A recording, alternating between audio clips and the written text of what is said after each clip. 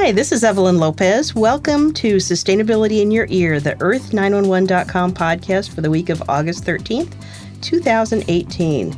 This week, we'll be discussing some of the information and stories from our website, and of course, answering your Earthling, or is it Earther? There is a question. Questions. So, welcome everyone. Today we have Mitch Ratcliffe, our Earth911 publisher, in the studio in Tacoma with me. How are you, Mitch? Oh, doing great. And we're headed to the Pearl Jam concert tonight, so I'm feeling peppy. Do you do mosh pitting still? No, I don't. Okay, those days are past. I'm sitting in the seats. I'm sitting in the seats. I hear you. Also today we got two of our excellent writers, Trey Granger. Trey, where are you coming from today? I am here in Phoenix. We are in haboob season right now. You guys might have seen on the news, we get those dust storms every year in July. Yes. I have a friend who lives there, and she posted video on Facebook, and it was amazing. So how far in front of your hand can you see, or in your face can you see right now?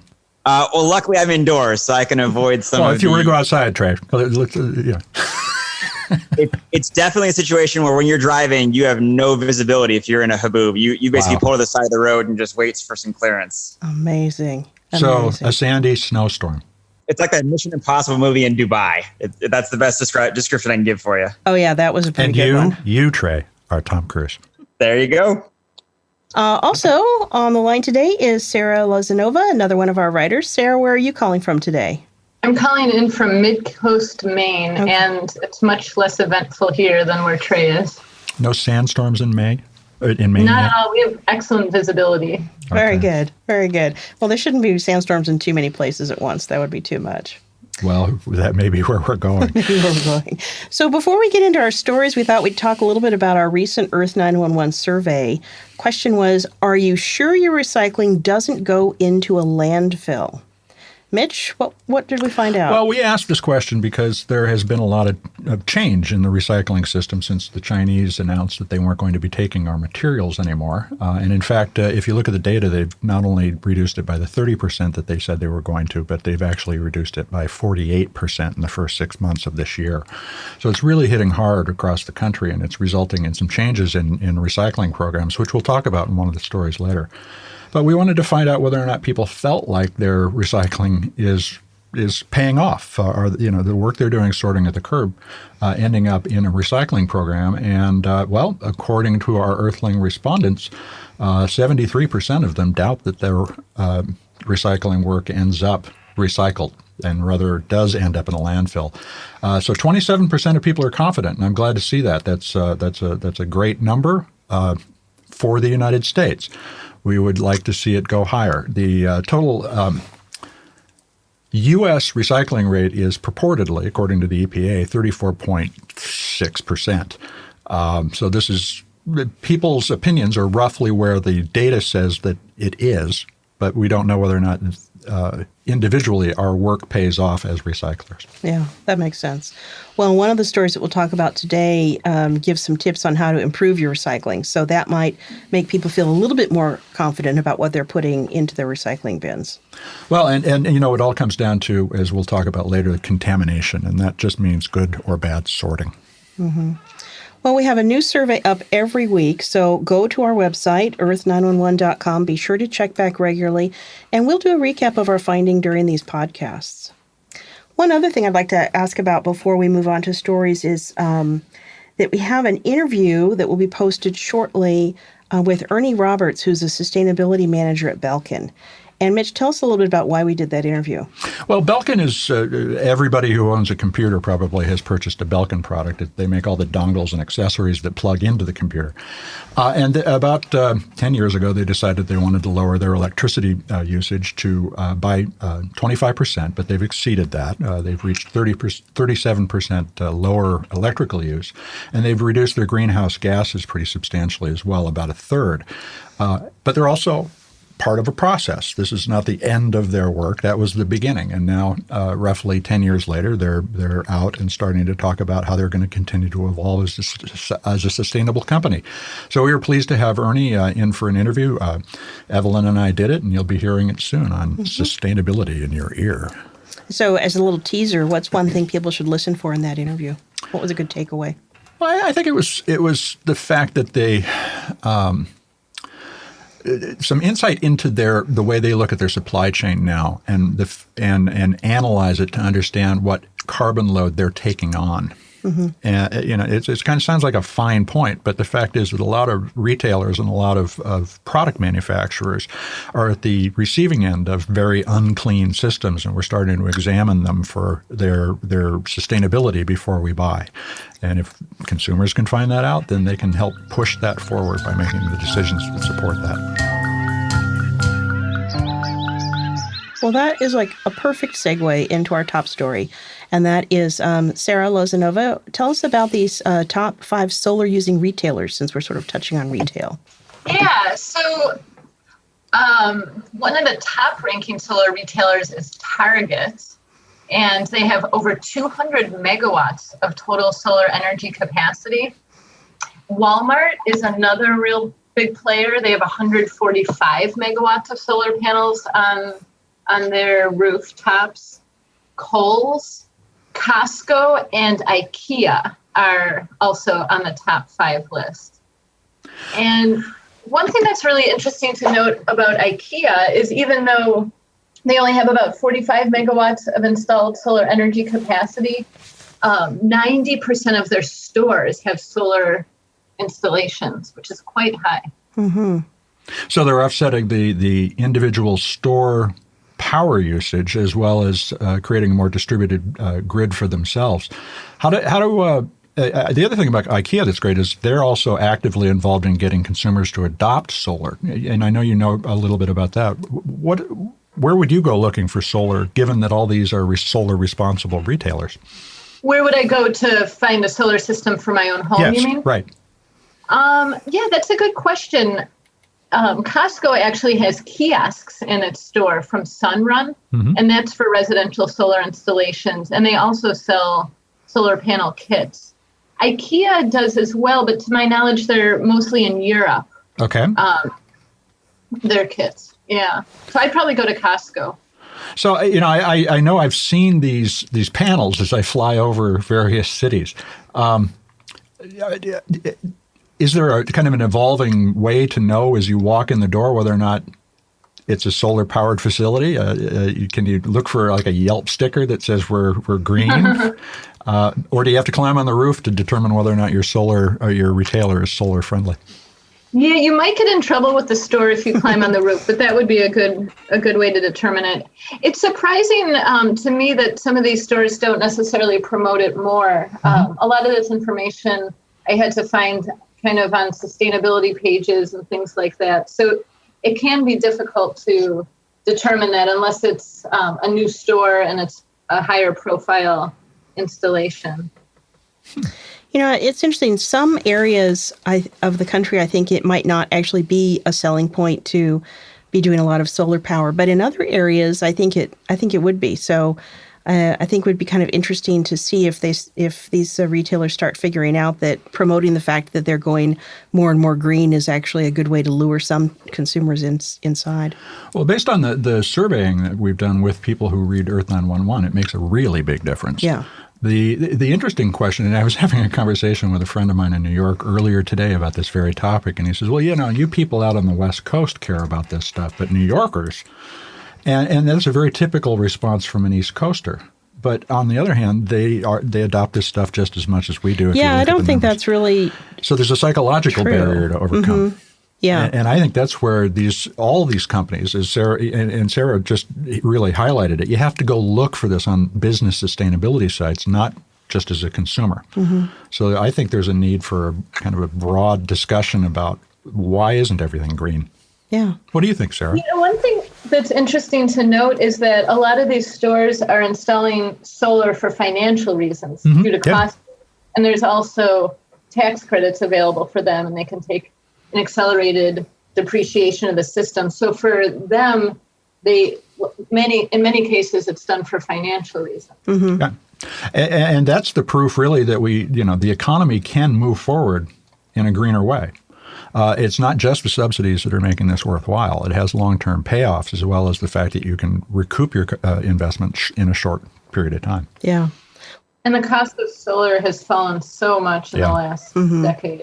I just think they'd find it even more financially worthwhile if they were marketing it to their consumers. But, they probably know who their consumers are. So this is an active discussion in the retailing world. Is, do consumers care, or is this just sort of a checklist item? Mm-hmm.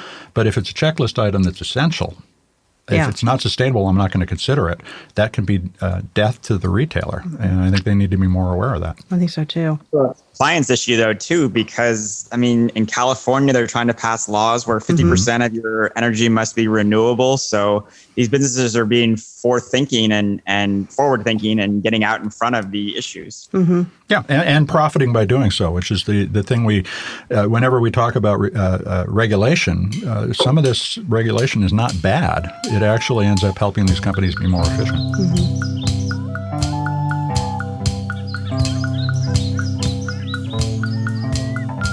Well, since we're talking about sort of, consumers and consumers' opinions about products, Trey, why don't you tell us about GMOs in your food? This is a really, I think it was an even hotter issue a few years ago, but it still continues to be a hot issue over food labeling and, the significance of the genetically modified, is it organisms? GMOs? Yes. Yeah. Yeah. So as was mentioned by Evelyn, a couple of years ago, the U.S. passed a law in 2016 under President Obama that required labeling of GMO foods. And GMO means genetically modified organisms. And so the reason we wanted to target this issue right now is that the labeling is set to kick in. They still don't have a defined date, but it's supposed to be sometime this summer. They just finished up a public comment period. The USDA, the U.S. Food and Drug Administration did a public comment period. So any day now we could start to see the requirement of labeling for these foods. And so the article that I wrote basically just summarizes what GMO means and what the science behind it, whether it's good or bad. The basic nutshell is that GMO is pretty much an alternative to pesticides. They have modified the crops, the seeds for these crops we grow a lot in the United States, like corn and soy, so they are resistant to pests and insects. And the result is they're actually changing the DNA of these products. So there is some concern, both from an environmental standpoint about what happens to the surrounding ecosystem, as well as the science standpoint of, is it harmful to consumer health to use these products? A lot of scientists have said they are safe for human consumption. However, the environmental side, it's much more data that goes against GMOs. The bee population has suffered because of the introduction of these GMO seeds. And there's just some concern about, are we taking too many efforts to maximize food production and hurting the environment as a result? Well, and you reported that they found in some crops that actually reduces the use of insecticides, but in others it requires more insecticides or herbicides to fight off weeds because the crops are no longer resistant to that. So it's a mixed bag, but in terms of the science of the safety, it sounds like 90% of the researchers believe there isn't a threat, and they have found no causal links between tumors and cancer. But something with a neonicotinoid, which is a type of insecticide that is being built into organisms, really sounds kind of startling. So should we trust, and this is a strange question, but should we trust the science to be right, or should we take a precautionary approach and say, we just haven't found the problem yet? I think the nice thing is with the labeling, we can allow people to make their own decisions, because if you are concerned about GMOs, it's going to be labeled so you will know which ones have them. I personally try to avoid GMOs when I am buying products, and that especially means buying less processed foods, because a lot of processed food uses corn or soy as one of the ingredients. But it's really up to you how you see the health impact. The nice thing is you'll be able to be more educated in the future. Yeah, I completely agree about consumer choice. It's we have this interesting, as environmentally aware people, we point to science that proves the globe is warming. But when we are concerned about something like GMOs, which are so new that we don't really fully have data, or that, and yet science says, we're not finding anything, we distrust science then. So it's an interesting conflict that we go through every time we think about whether we feel safe. And one other important thing to note is for those who are buying organic, which is obviously a big trend over the past 5 to 10 years, organic food by definition is non-GMO. So keep buying that organic food. Well, Ed, you just hit on another thing is the seeds that they're selling are one annual seed bin, seed crop, right? And it used to be that farmers were able to set aside some of their own seeds and replant the following year. But these these GMO'd seeds are actually a way of forcing the farmers to buy a new crop every year, which raises our costs. That's true. Well, it's going to be a really interesting test of sort of consumers too, because the thought was, as Trey said, at least it'll be labeled so people can make choice, and that was a very threatening concept to most of the manufactured food producers. So, in this state, we had an initiative for GMO labeling, and the Grocery Manufacturers Organization put up millions, $13 million to fight that initiative.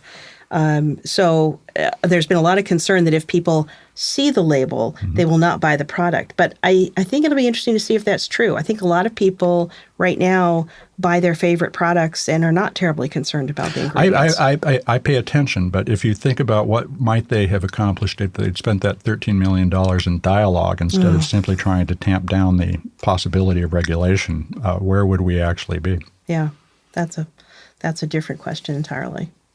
Hey, well, see, we keep hitting the same theme. Talk to the consuming public, the people who are going to spend the money on your product. They'll tell you what they want. They'll tell you what they want.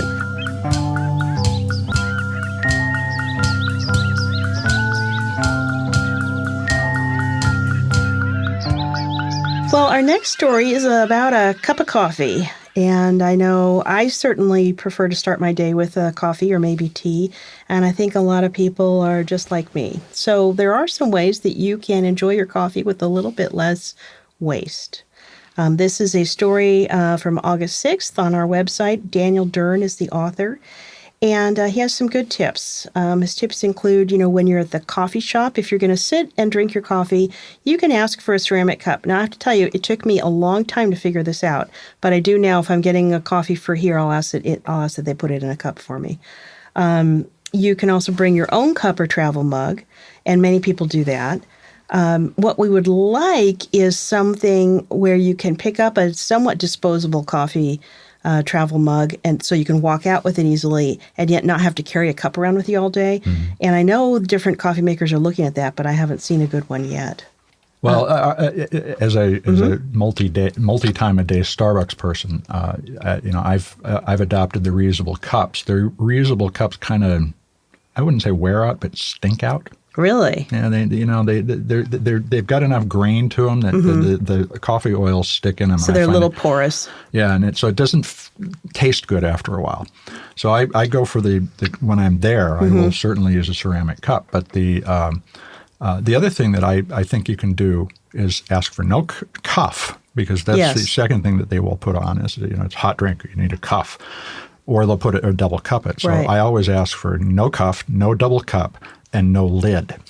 Oh, but you're kind of living dangerously if you have to walk any distance at all. And I could be like that woman who was burned by her coffee at McDonald's and sue Starbucks, which they always say, no, you have to have a lid. And I say, no, really, I don't need a lid. I'm a big boy now. Right.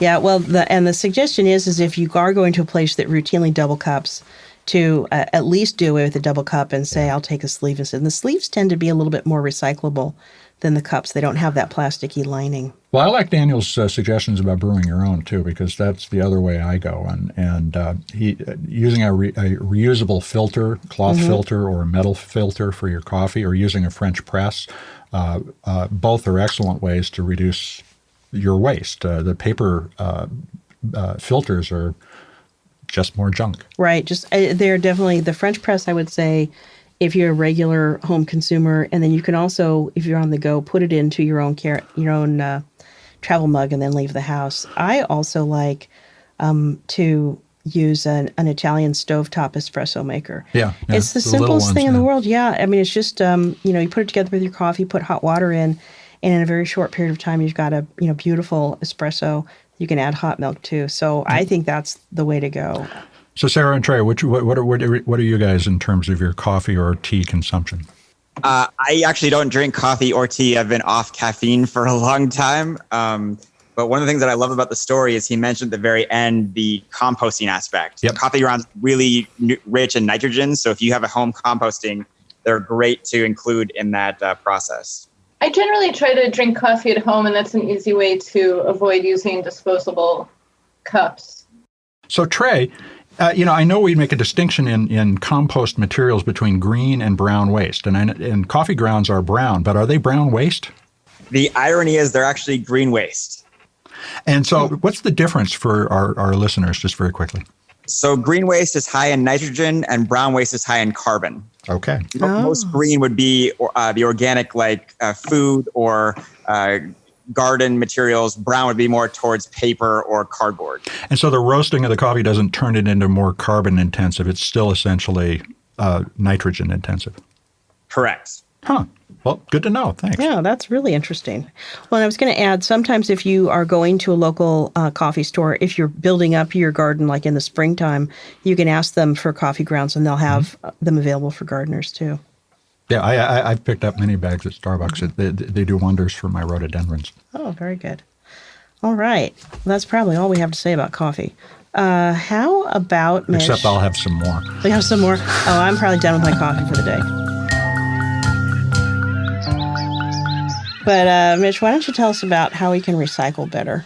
Well, this is another story by Daniel Dern, and it's about adjusting to the changes in recycling rules that are going on, as we talked about before, because the Chinese ban on imported waste is changing the way recycling works in the United States. So there are a lot of things to consider, but this ultimately comes down to the fact that our recycling system does not keep things separate very effectively. We put them into different bins, but then we all put them in one big blue bin, which is sent off to a place that specializes in then sorting it back out, which just seems to me like a very strange way to use our money, because that part of the business is growing at 39% a year.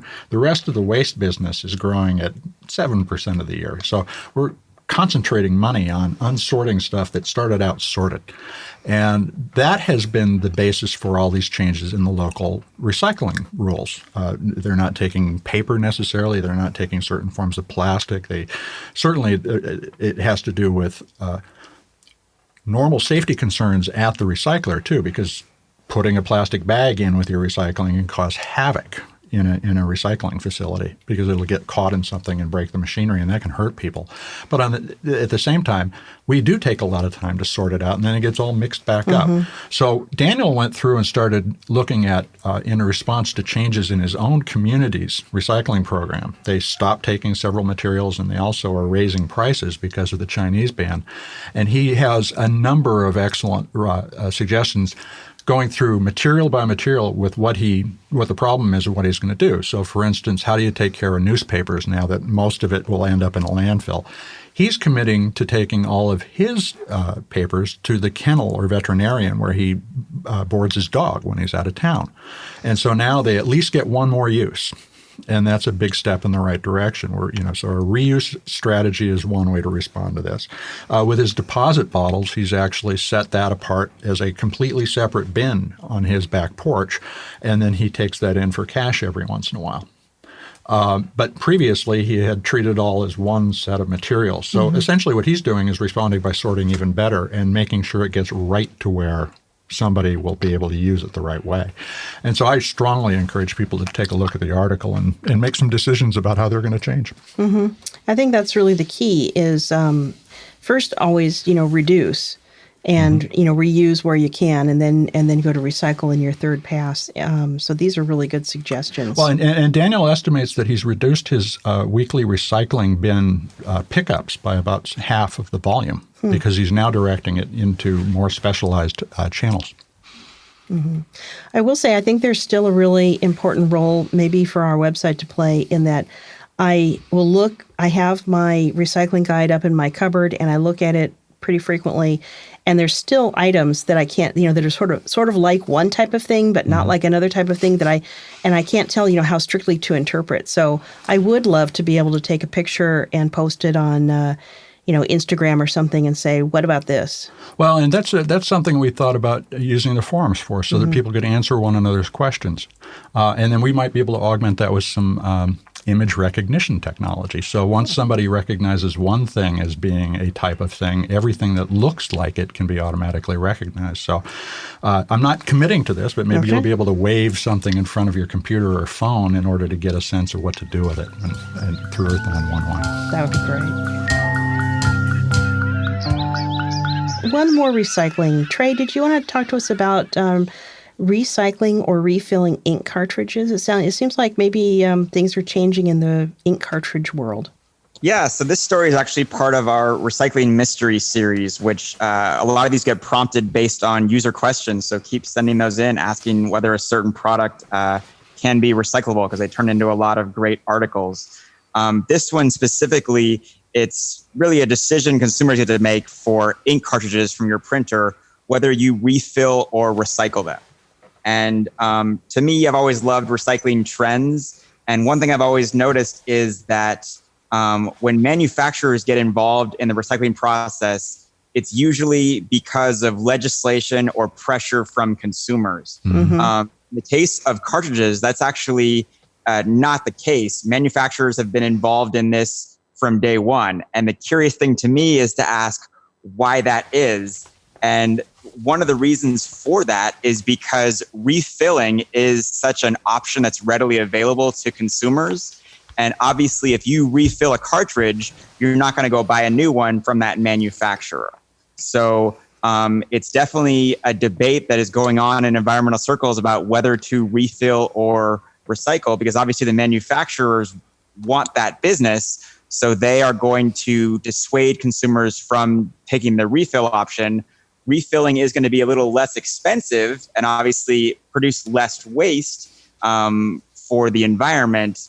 But there have been studies. Hewlett-Packard actually has a study they've commissioned that found that 37% of tested refilled ink cartridges failed during use or right out of the box. And obviously, if you're a consumer, you don't want to buy a cartridge or refill a cartridge and have it fail right away, because then it seems like, well, I just spent some money and I did some environmental footprint and it didn't accomplish what I wanted. I will say that I have always refilled cartridges myself, haven't had any bad experience. I would definitely recommend the refill option. There is a limit. You can only refill a cartridge 2 or 3 times before it doesn't have the capability anymore of being refilled. And the other thing to be aware of is you definitely want to check the warranty on your printer, because there are some manufacturers that have tried to invalidate the warranty on the printer if you use remanufactured cartridges. So if you've used a cartridge several times and it's no longer refillable, is it still recyclable? Yes. So there are a ton of mail-in programs out there. It's actually one of the best fundraisers for nonprofits. They will collect cartridges from businesses and schools and send them in to a company like Funding Factory for money, which is a great program to encourage recycling. And just, this is the thing I wonder about. I've even watched people spill this refill ink all over the place, which is not liquid in many cases. It's a dust. Is it safe to? I feel like I'm in the Running Man. Is it safe? Is it safe to refill a cartridge? Maybe I would go to a third party. Costco refills cartridges. Cartridge World. They have a bunch of locations throughout the United States. You can buy your own kits, but I personally wouldn't do it. I would be more worried about doing it wrong than about the safety of it. But it's very inexpensive. I mean, it's as low as $6 for certain cartridges to get them refilled.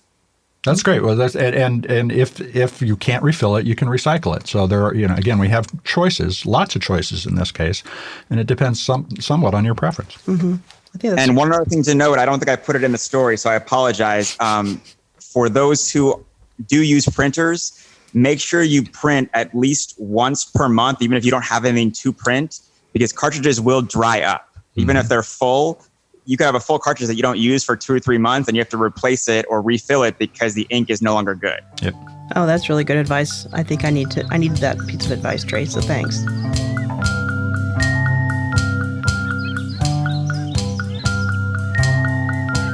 So we had one more story we wanted to mention. This actually is something that we put in. We were doing a little partnership with a conference that's going on in Birmingham, UK, on September 12th and 13th. It's the RWM show. And one of the reasons we like this is that the tickets are free for people who want to go in and learn about what's going on at the cutting edge of recycling and sustainability. So check out the article. It's RWM Exhibition Maps a Cleaner, Greener Future. And you'll find links if you happen to be in the United Kingdom, in the Central Midlands, I think is where the Birmingham is located. And you can go for free to find out. There is a Future Resources Expo. The leader of the Green Party is going to be speaking. Consultants from the Climate Group are going to be leading seminars on which companies are most environmentally minded and collaborating to get customers more information. So it looks like a really interesting event, and we encourage anybody who's in the locality to stop by. Yeah, that does look great. I wish I was going to be in the locality. Well, I love Birmingham. I know. Well, let's do some reader questions.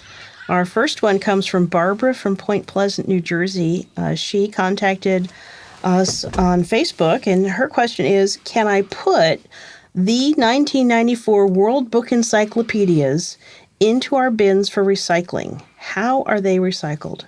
Well, Trey, why don't you? I know you wrote the recycling mystery on this. Take a shot at what we do with that 1994 World Book. Yeah, I actually have some personal experience with this because I helped clean out a house last year that had 30 years of someone living there, and so a bunch of stuff. And the hardest thing by far to recycle was the World Book Encyclopedias. Mm-hmm. They are definitely not something you want to put in your curbside bin. If you want to tear off the cover, you can recycle the actual pages of the book as paper, but it's not very easy to get that cover off. The suggestion I will definitely make is find a book recycler. The two that I know of that are most prominent in the US are called Better World Books and Discover Books. They actually offer drop-off bins in parking lots throughout the United States, mm-hmm. where you can drop off these books for recycling. You could try to take them to a Goodwill, but a lot of Goodwills are going to say, we can't resell these, so there's no point in us accepting them. That's an interesting point. The information in the 1994 World Book Encyclopedia actually might qualify as pollution today because it's inaccurate. And so if you gave it to a school and kids are only up to date on the state of science to 1994. That would be sad. That would really be sad. But there's stuff in the encyclopedias that's probably still perfectly usable. I used to like looking through the fashion plates of Over the Ages or things like that. And those are all great and beautiful things. Yeah. But the problem is that we have, in the Wikipedia world, we have the sense that anything that's written down is accurate. Mm-hmm. That's true. And what we have, if you look at the way our education system works, we teach 30 years ago mm-hmm. Because that's what our teachers know. Mm-hmm. And they don't necessarily keep up with what's going on. Great teachers do. But old information is another form of pollution that we need to be aware of. It's dangerous anyway. Yeah, because, it certainly looks like it should be credible when it is out of date. Yeah. We would have no information about GMO foods in the 1994, and that would be considered something that the encyclopedia, the book that's supposed to let you know the world, would provide. So, it's an interesting question. Do you throw this stuff away and have it recycled, or do you reuse it? I would argue in the case of encyclopedias, it's better to have it recycled and not reuse it.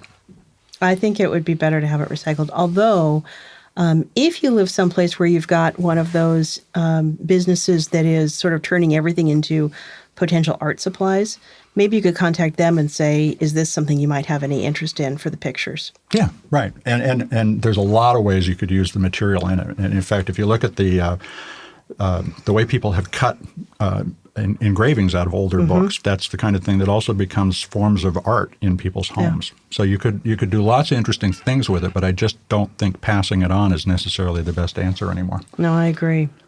So our next question is a really good one. Bill in Scranton, Pennsylvania asks, or says, your usage of the term earthling is offensive based on the fact that goslings and ducklings are young, inexperienced birds. Maybe human infants should be called earthlings, but earther is a better description for humans that are now living on Earth and it's preferable based on carbon terminology. Let me know if your team agrees or disagrees. Well, we take this seriously, and we are having this conversation with the team so that Bill can hear. But it's a great question in a couple of ways. So, look, the suffix "ling" comes from both Germanic and Latin, and it does denote young and inexperienced. However, we are also, to some extent, young and inexperienced in our presence on the earth as a species. And that's why we decided to go with Earthling, because we're capable of growth and change, immense growth and change. And so we are all young until we make ourselves older through experience. Now, the other, and then with regard to the word earther, and I want to hear everybody else's thoughts, but this was what I sent back to Bill, too, and asked him to listen to the show. I think earther does make sense, but it has two negative connotations, and one of which is a radical group, Earth First, which I myself was a member of, I will confess. And when was that? Back in the 1980s. Okay. And Earth First were known as Earth Firsters or Earthers, and frankly, we did some things that were sort of radical, like spiking logging roads. I'm not admitting personally to having done that, but there were a lot of those kinds of things that we don't want to endorse. I grew up. And the second association is really the more difficult one, and it's the recent one, and that is flat earthers, who are known as earthers. And we don't want to give them any credence at all. So what should we call the people who are of Earth? Well, I have a great fondness for the term or the word earthling because of Marvin the Martian from the Bugs Bunny cartoons. And Marvin, what do you have to say about that? Oh, you've made me so angry. That's Doug, our producer, who, unbeknownst to me, has a capacity for doing Marvin the Martian impressions. Earthlings. Actually, I don't think I do it as well as you. Yeah. Say Earthlings. Ooh, Earthling. I mean, isn't that the Earthling take me to your leader concept? So I'm sort of fond of it for that.